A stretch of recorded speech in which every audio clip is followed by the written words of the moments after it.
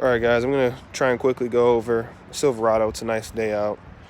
This is a 2019 Silverado LD 4-wheel drive. It's got the 5.3 liter V8.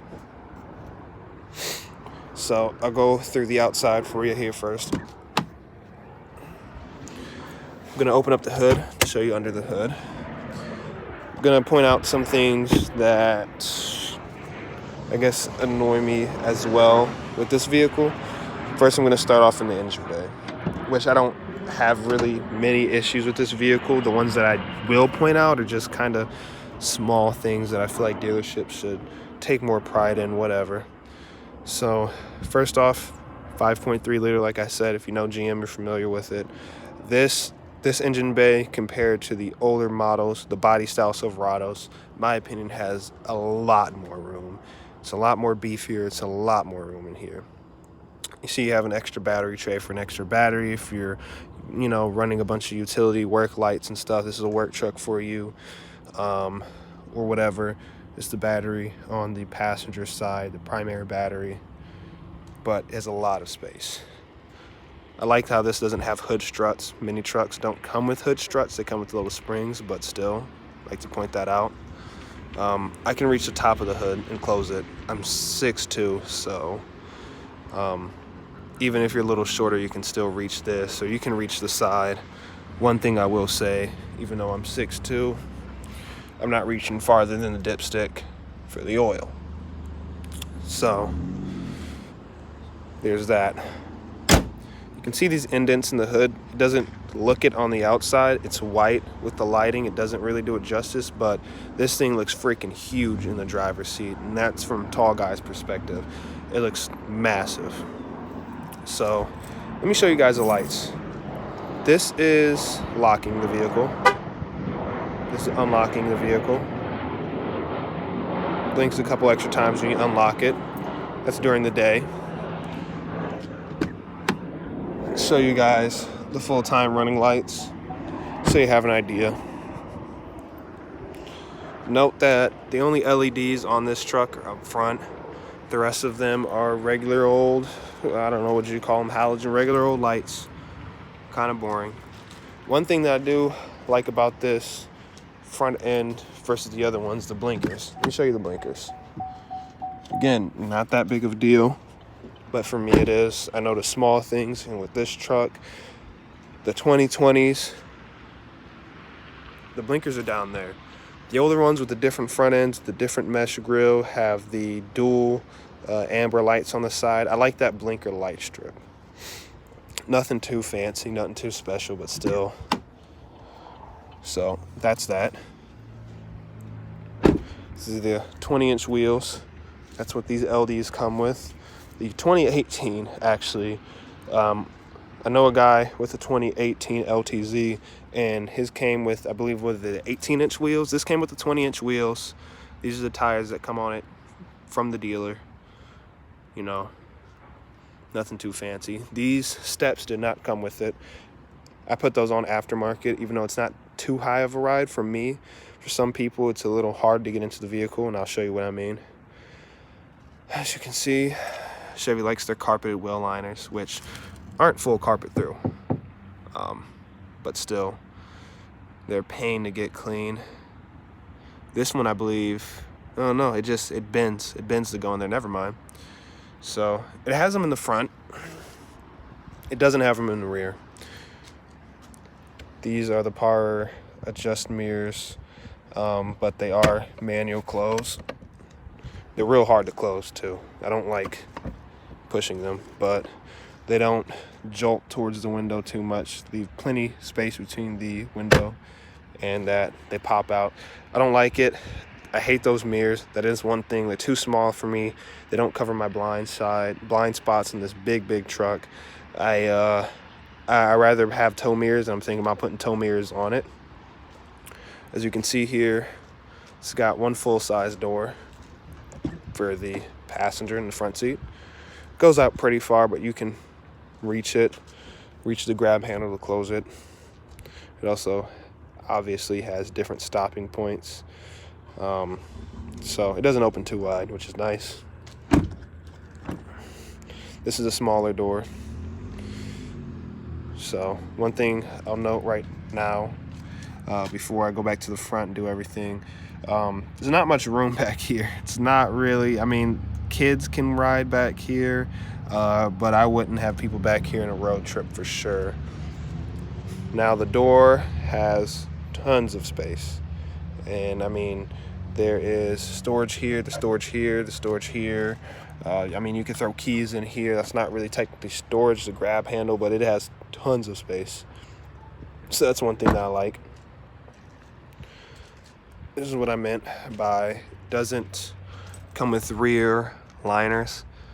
So one thing with trucks in general is this little lip right here gets filled with salt, water, moisture, and that's typically where trucks rot out first. It's right here, and it works its way around the rest of the bed. So I will be getting liners for it, hopefully tomorrow. Probably not today, probably tomorrow.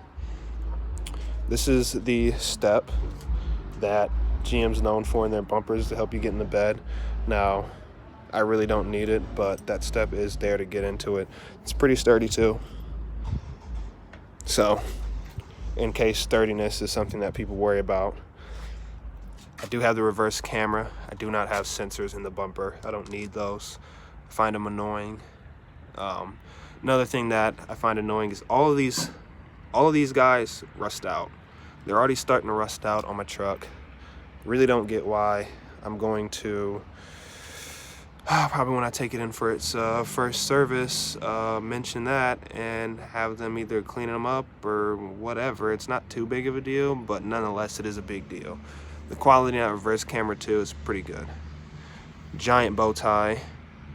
You can feel the mesh feeling, if you will.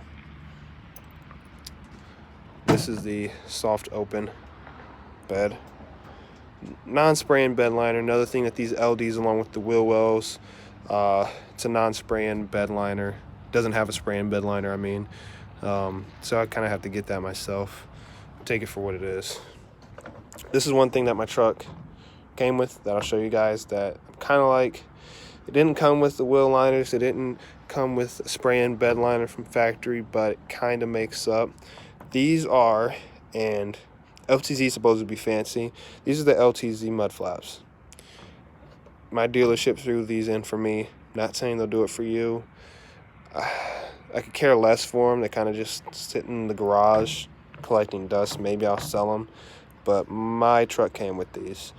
I'm not going to use them for the biggest reason that you have to drill them in. I'd rather get the Rain X ones, I think they are, or I forget what they are. There's ones online that the back of them kind of clip into the wheel wells, so you don't have to screw them in. I'm not going to drill holes that aren't already pre-existing. These are the summer mud flaps. They came with summer and winter mud flaps that I'm going to show you guys here. Actually now, since I'm pretty much done with the outside. Soft close, so doesn't take much to close it. I'll hit the rear tail lights for you guys. That's locking. It's unlocking. These lights for the license plate are the regular old halogen ones, so I will be replacing those with LEDs because I don't like that. All of my vehicles have the LEDs. You see this panel, it says Chevrolet. It doesn't have the rear window like the LTZs, and those are halogens in that as well. That work light's really bright. I wish it was night so I could show you guys. Now on this side, these are the winter mud flaps. Now again, no one's sitting back here, but you see they get pretty dirty. I throw tools back here, and they cover the entire floor from underneath this seat and up. They cover the entire thing, so if you look up there, it's pretty far to see carpet. As you can see, this is the gray interior, so anything to protect the seats, and by that I mean these being here, I don't have to throw anything in the seats. I don't want to throw anything in the seats. If I do, I'll need extra space back here because I don't want to throw anything in the bed. I just pull this, open it up. As you can see, I have a tool bag back there, and again, it covers the entire thing. This also, it locks in place when you throw it up. My coat's there, so it won't be able to lock in place. You have a little area back here. Oh yeah, I got these two extra center caps in case one of them goes missing, breaks, gets lost, whatever. Little storage pouch. One thing I will say about this truck is that the seats are pretty comfortable. Now, these running boards are here because you can see the space between the, I guess you say rocker, the door seal, and the actual seat. It's quite a bit to, I guess you would say, get into the vehicle. So for people who are shorter, they complained about it. That's why I got these. Makes it easier to step up and then sit down versus jump from the ground and get in. That just gets in the way for me, but whatever. So here is the driver door. Again, I don't know if I mentioned it. You can fit 2 water bottles next to each other there. So there is just a crap ton of space. We got all that storage down there, storage here. Over here, there is that vent for the defrost. This thing will be running 5 minutes with ice all over the windshields, and within 5 minutes, this will be the frost, the windshield will be the frost, that'll be the frost. It's insane. It is insane. That defroster works really well for these door windows. Here are the vents. They're pretty basic. That's shutting them all the way. That's them all the way open. And then this is the how you can direct the flow. I really like the look of these vents. Not saying that they're special or fancy in any way, but I like the way they look of these vents. Here are the light controls, the interior lights, exterior lights. These are little storage. This is a little storage compartment. I have no idea what this is for. I stick debit cards into it when I'm going through the drive-thru. So here's the space on the inside. It's got plenty space, especially if you drive with your left hand. I sometimes drive with my right hand, but that rest is so short, I find myself leaning on it. I guess if you're shorter or whatever, or you're fine with that being down there, it's comfortable, whatever. But here are the gauges. You got your speedometer, your RPMs, voltmeter, coolant temp, your fuel, and your oil pressure, PSI, whatever. You have your tow haul right here on the shifter. You press it in, and this is okay, so this is manual shift. Tow haul is right here, as you can see by the button right there. That's pretty standard for pretty much all Chevys. That's on this shifter exactly here. I think minus this, they share the shifter with the 2007 models, I think. So this didn't come with the dual climate control or all the other buttons on the steering wheel here. Just came with cruise control.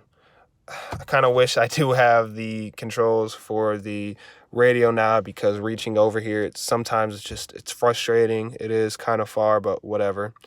Oh yeah, and here are those floor mats that I was talking about. They cover the entire floor. The carpet never gets dirty. So no dual climate control, but this is for the bed light. This is traction control. I have dual climate control in my car in the garage. I drive that over the summer. Honestly, I find myself with this is just me, with dual climate control, I find myself turning both knobs to get the entire vehicle to one, what would you call it? One temperature, because I mean, it's a car. I'm gonna feel the heat that's coming out of those vents over here. You know what I mean? Even if it's a truck, no matter how big it is, it's not like a house where you can have 2 different climates in 2 different rooms. They're not sectioned off. So I actually like having just one knob in a vehicle. I miss that. So that's just me. So you see, you have your circulation, your AC, both of your defrosters. That's the front defrost, the rear defrost. This doesn't have the strips. It just turns the defroster on up there. So that's all that. I guess I can show you guys one pretty cool feature. Ford does it better, I think, but it's pretty smooth with the Chevys. Let's see if we'll get it to do it. All right, here we go. Maybe I have to put the key in the ignition. Oh yeah, by the way, just a basic old key. And the key fob. Just a regular old key fob, doesn't have the auto start. Okay, So I'll show you guys that feature in a second. But as you can see here, all the warning lights on your dash, the little digital display, fires up quick. Reset, so you know, everything's working right. I need to get gas. Here is the radio. You have gallery, which I have not gotten working. I can't get that to work. Don't really know how it works. You have audio. This guy right here is for, god damn it. This guy right here is for when you do your Apple Play, you can plug it in there, and that's how your Apple Play works. Your OnStar, your settings, and phone. You can also access phone with this. Nothing too special about this guy. It also has, with the OnStar, it has Wi-Fi too. So this truck has built-in Wi-Fi. You saw it pop up. It has built-in Wi-Fi, which I thought was pretty cool.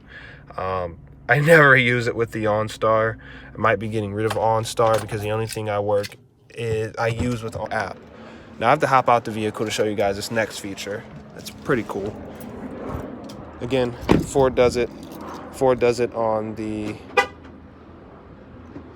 they do it on the dash. They don't do it on the infotainment. It's not showing up. Usually it'll show up, you know, Chevrolet, whatever. It'll show up right there. So I can't get it to show up. I'll try one last time to kind of get it to show up. But I don't think it's gonna work. Maybe it doesn't work during the day. I've never really paid attention. I've only seen it at night. Well, nothing. Okay. Well, that's really it on the truck, guys. You know, I like it. You can actually find these for a pretty decent price point. You know, everything's getting more expensive these days. I don't like new vehicles, but I couldn't pass up the deal I was getting on it. I've seen these go from the dealer for as little as $30,000. They retail this exact model $42,000. So that is just with no deals on it, no discounts. Hopefully your dealer throws in stuff like mine did. Like I said, I got a certain deal, and that's the only reason I got it. I got a certain amount of money knocked off of it. They threw in the accessories, which I didn't know about, but nevertheless, I think it is a vehicle that even if you were to pay $42,000, I think it's worth it. I think it's worth every penny. Our first bad snow over here where I live near the Detroit area, it was just dumping snow. We got about a foot of snow, and in two-wheel drive, I don't do rear-wheel drive vehicles. Only front-wheel drive and four-wheel drive, rear-wheel drive. This thing in rear-wheel drive was driving through a foot of snow, and yes, tires have to do a lot with it, but ground clearance, weight distribution from front to rear, this thing drove in the snow in rear-wheel drive fantastically. And then when four-wheel drive, I mean, this thing was amazing. Just take my word for it. I should have recorded half the stuff I had to go through. This thing was amazing. I don't ever recommend speeding or doing the speed limit with really, really bad snow, sleet, and all that. But with this vehicle in particular, I could do the speed limit comfortably. I tried it. So hope you guys enjoyed the video. If you have any questions on additional things about these trucks that I may not have covered, please feel free to leave a comment. And hopefully be doing a long-term review in the next couple years, a year or whatever. So yeah, you guys have a good one.